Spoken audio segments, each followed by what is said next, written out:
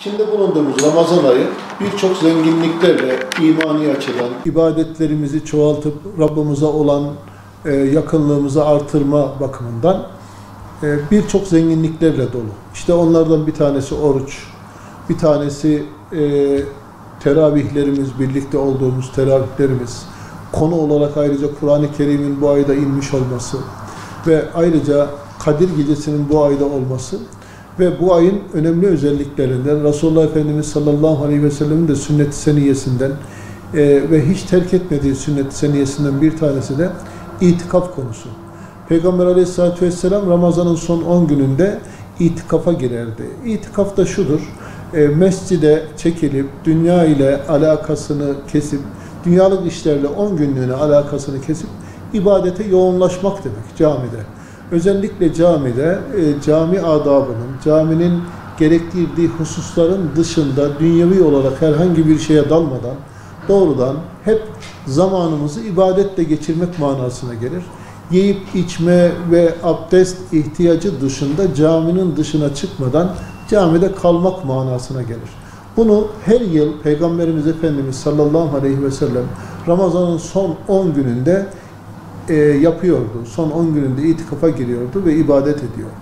Biz de onun ümmeti olarak bu sünnete riayet etmemiz çok güzel olur, hoş olur. Tabi durumu uygulananlar için çalışanlar var, saatli çalışanlar var, günlü çalışanlar var, durumu buna müsait olmayanlar olabilir. Fakat durumu müsait olanların itikafa girip hiç olmazsa memlekette bir grubun itikafta olması bizim itikadi bakımdan, amel bakımından yani salih amel bakımından toplum olarak bir zenginliğimizdir. Durumu müsait olanların itikafa girmesi çok hoş olur. Hem kendileri açısından hem de itikaf süresince yapacakları ibadetlerinde, yapacakları dualarında kendileri, aileleri ve toplumumuz için dualar etmeleri bakımından çok çok önemlidir.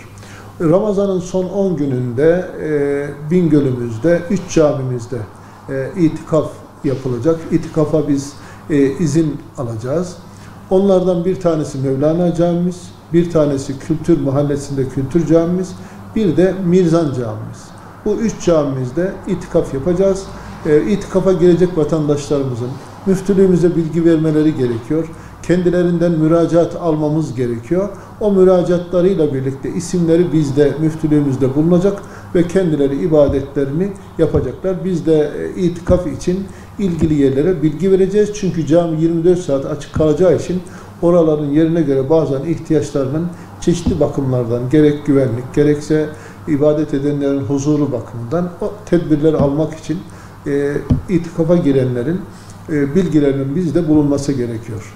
Allah'ım buna itikafa niyet edecek olan kardeşlerimizin niyetlerini kabul eylesin ve ibadetlerinde Cenab-ı Hak mükafatlarını, ecirlerini bol versin.